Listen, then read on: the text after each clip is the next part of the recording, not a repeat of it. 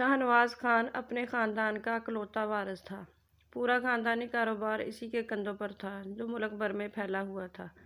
अगरचे कारोबार की बुनियाद इसके बुजुर्गों ने रखी थी, मगर इसे कामयाबी की बुलंदियों तक पहुंचाने में शाहनवाज का सबसे बड़ा किरदार था। शाहनवाज की शख्सियत जितनी बावकार थी, इतनी ही सख्त भी थी। इसका लहजा हमेशा करख्त रहता और इसके चेहरे से कभी अंदाज़ा नहीं लगाया जा सकता था कि इसके दिल में क्या चल रहा है। वो किसी को अपने करीब आने की इजाज़त नहीं देता था। जज्बात जैसे इसकी ज़िंदगी से ख़त्म हो चुके थे। 32 साल की उम्र में भी वो शादी के बंधन से दूर था, लेकिन इसके वालिदैन अब चाहते थे कि वो अपनी ज़िंदगी में एक साथी शामिल करें और ख़ानदान का सिलसिला आगे बढ़े।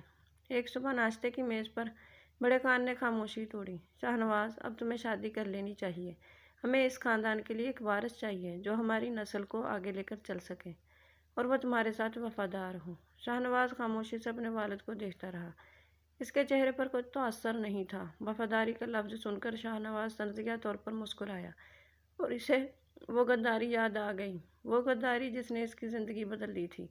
इनका सबसे वफादार आदमी दुश्मनों से मिल गया था। इसने इनके कारोबार की तमाम खुफिया मालूमात दुश्मनों तक पहुंचाई, जिसकी वजह से शाहनवाज के ख़ानदान को भारी नुकसान उठाना पड़ा था।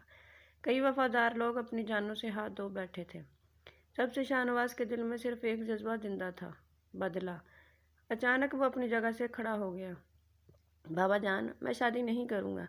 बड़े खान हैरत से इसे देखने लगे। शाहनवाज, तुम होश में तो हो? तुम जानते भी हो क्या कह रहे हो? जी बाबा जान, मैं इस लड़की से शादी नहीं करूँगा। ये कहकर वो वहाँ से चला गया। इसके वालिदैन के चेहरों पर परेशानी साफ नज़र आ रही थी। इन्हें अंदाज़ा नहीं था कि शाहनवाज के दिल में छुपा तूफ़ान इतना शदीद हो चुका है। चंद दिन बाद मलिक हाशमी को एक खौफजदा आदमी शाहनवाज के सामने खड़ा था। खान साहब, मुझे एक मौका दे दें, मैं आपका सब कुछ वापस कर दूंगा। मगर सामने खड़े शख्स की सर्द नज़रें इसकी हर उम्मीद ख़त्म कर रही थीं। तुम्हें वक्त पहले ही दिया जा चुका है। शाहनवाज की आवाज़ में इतनी सख्ती थी कि कमरे का माहौल मज़ीद भारी हो गया। इसने इस शख्स की तरफ देखते हुए कहा, तुम्हारी एक बेटी भी है ना? वो शख्स खौफ से कांपने लगा। जी खान साहब। शाहनवाज के होंठों पर एक सर्द मुस्कुराहट आई। तो फिर तुम्हारा कर्ज वो उतारेगी। इसी लम्हे इस शख्स को महसूस हुआ जैसे इसकी पूरी दुनिया ख़त्म हो गई हो। शाहनवाज ने फैसला कर लिया था, वो दुश्मन को सिर्फ सज़ा नहीं देगा, बल्कि इसे इसकी सबसे बड़ी कमज़ोरी के ज़रिए तोड़ेगा। और वो कमज़ोरी थी इसकी बेटी अबीहा। तुम पीछे हटो। तुम्हारी आंखें आंसुओं से भरने लगी थीं। तुमने कांपती हुई आवाज़ में कहा, अबीहा, मैं तुमसे शादी नहीं करूँगी। शाहनवाज ने तुम्हारी बात सुनकर कोई जवाब नहीं दिया, ना कोई गुस्सा, ना कोई रद्द-ए-अमल। लेकिन इसकी खामोशी इसके गुस्से से भी ज़्यादा खौफनाक थी। शाहनवाज, तुम्हारे पास और कोई रास्ता नहीं है। तुम्हारे वालिद की आवाज़ टूट गई। प्लीज़, मेरी बेटी को इस सज़ा में मत धकेलो। शाहनवाज ने सर्द निगाहों से इनकी तरफ देखा। यह बात तुम्हें मुझसे गद्दारी करने से पहले सोचनी चाहिए थी। इसके अल्फाज सुनकर तुम्हारी सांसें तेज़ हो गईं। मैंने क्या किया है? तुमने धीमी आवाज़ में पूछा। वो तुम्हारे करीब आया, इतना करीब कि तुम इसकी आंखों में छुपा हुआ गुस्सा देख सकती थी। तुम जानना चाहती हो क्यों? इसकी आवाज़ में अजीब सी सख्ती थी। क्योंकि तुम इस शख्स की बेटी हो जिसने मेरी ज़िंदगी बर्बाद की। तुम्हें सज़ा देना आसान है, क्योंकि तुम इसके लिए सबसे कीमती चीज़ हो। वो एक लम्हे के लिए रुका, फिर बोला, मैं चाहता हूँ कि वो देखे कि इसका दिल कैसे टूटता है। कुछ वक्त बाद सब कुछ तैयार था। हर रस्म, हर इंतज़ाम मुकम्मल हो चुका था और शाहनवाज तुमसे ज़बरदस्ती शादी कर लेता है। दरवाज़ा खुला और सबकी नज़रें एक साथ मुड़ गईं। शाहनवाज अंदर दाखिल हुआ जैसे कोई तूफ़ान आ गया हो। इसका हाथ तुम्हारी कलाई पर मजबूती से था। तुम्हारी कलाई सुर्ख हो चुकी थी, तुम्हारा लिबास बिखरा हुआ था और आंसू मुसलसल बह रहे थे। मिसिस खान फ़ौरन खड़ी हो गईं। शाह, ये क्या है? खान साहब ने भी हैरत से पूछा। ये कौन है? शाहनवाज ने बगैर किसी एहसास के जवाब दिया, ये मलक की बेटी है। कमरे में खामोशी छा गई। फिर अचानक सब हैरान रह गए। मलक की बेटी? हमारे दुश्मन की? और तुमने इससे शादी कर ली? खान साहब का लहजा गुस्से से भर गया। शाहनवाज ने बेपरवाही से कहा, जी हाँ। फिर इसने तुम्हारी कलाई पकड़ी। चलो। प्लीज़ नहीं, मुझे छोड़ दो, तुम रोते हुए बोली। लेकिन वो नहीं रुका। इसे तुम्हारे आंसुओं की कोई परवाह नहीं थी। وہ تمہیں اپنے ساتھ لے گیا۔ کسی میں اتنی ہمت نہیں تھی کہ اسے روک سکے۔ کمرے کا دروازہ زور سے بند ہوا۔ شاہ نواز نے تمہیں اندر دھکیل دیا۔ تم بستر پر جا گریں۔ ابیحا، تم میرے ساتھ یہ سب کیوں کر رہی ہو؟ تمہاری آواز ٹوٹ رہی تھی۔ وہ آہستہ آہستہ تمہارے قریب آیا۔ تم جاننا چاہتی ہو کیوں؟ اس نے سرد لہجے میں کہا۔ کیونکہ تم اس کی بیٹی ہو۔ تمہارے ہونٹ کانپنے لگے۔ لیکن میں نے کچھ نہیں کیا شاہ نواز۔ وہ تلخی سے مسکرایا۔ میں جانتا ہوں، لیکن تم اس شخص کی بیٹی ہو جس سے میں بدلہ لینا چاہتا ہوں۔ اس کی آنکھوں میں نفرت صاف نظر آ رہی تھی۔ میں چاہتا تھا کہ میں اسے قتل کر دوں، لیکن شاید یہ اس کے لیے بہت آسان سزا ہوتی۔ وہ ایک قدم اور قریب آیا۔ اس لیے میں نے تم سے شادی کی۔ تمہارے آنسو تیزی سے بہنے لگے۔ میں تمہیں توڑ دوں گا اور اسے یہ سب دیکھنا پڑے گا۔ اس کے الفاظ زہر کی طرح دل میں اتر گئے۔ اب تمہاری زندگی تمہاری نہیں رہی ابیحا۔ رات بہت طویل تھی۔ کمرے کا دروازہ بند ہو چکا تھا۔ شاہ نواز اپنی ٹائی اتار رہا تھا، جیسے یہ سب اس کے لیے معمول کی بات ہو۔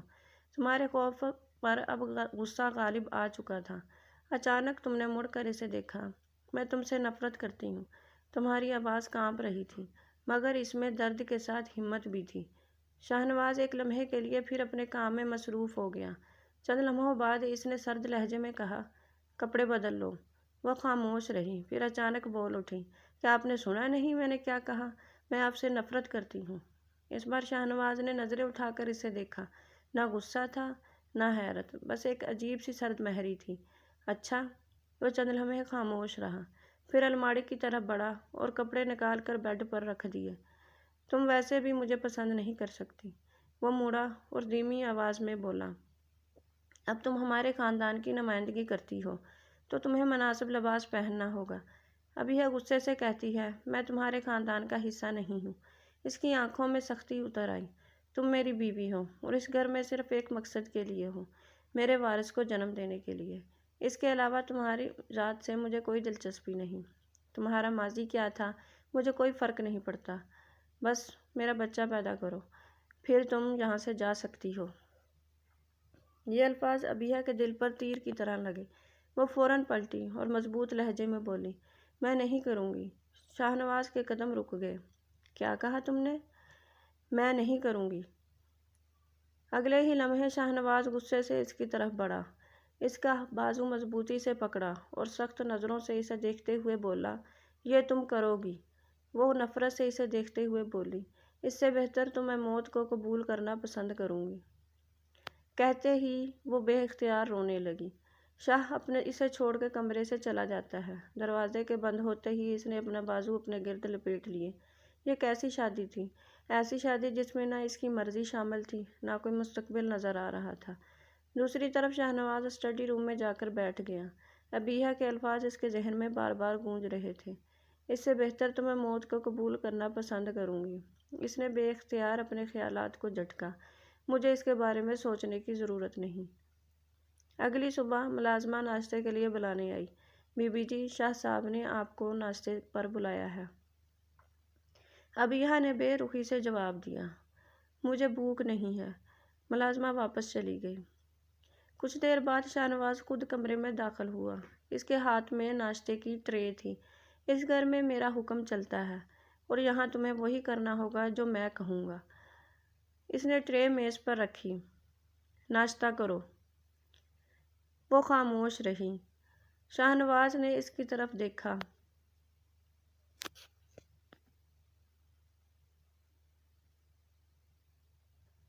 اور قدرے سخت لہجے میں بولا، میں اپنی بات نہیں دہراتا۔ ابیحا پھر بھی خاموش رہی تو وہ اس کے قریب آیا۔ میں کہہ رہا ہوں ناشتہ کرو۔ تمہارے پاس میری بات ماننے کے علاوہ کوئی راستہ نہیں۔ ابیحا کی آنکھوں میں نمی آ گئی۔ آخر میرے بابا نے کیا کیا ہے؟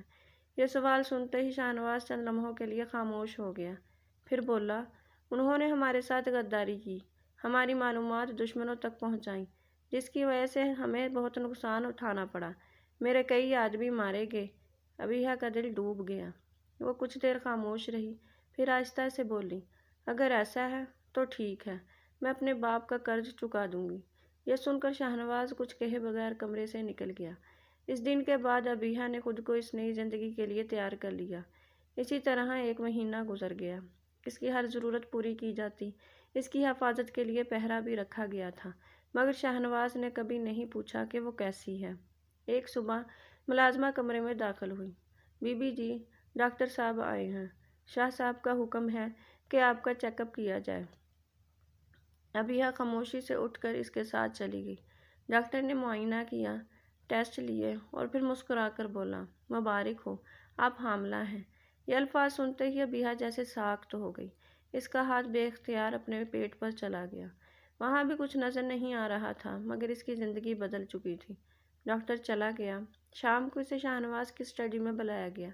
شاہنواز نے اسے دیکھا اور کہا، آج کے بعد بہت کچھ بدل جائے گا۔ تم غیر ضروری پریشانی نہیں لو گی اور میری اجازت کے بغیر اس گھر سے کہیں نہیں جاؤ گی۔ ابیہ نے خاموشی سے پوچھا، کیوں؟ شاہنواز نے جواب دیا، صرف اس بچے کی وجہ سے؟ یہ سن کر ابیہ خاموش ہوگی۔ وہ جانتی تھی کہ اس کی حیثیت کیا ہے، مگر پھر بھی دل کے کسی کونے میں درد ضرور ہوا۔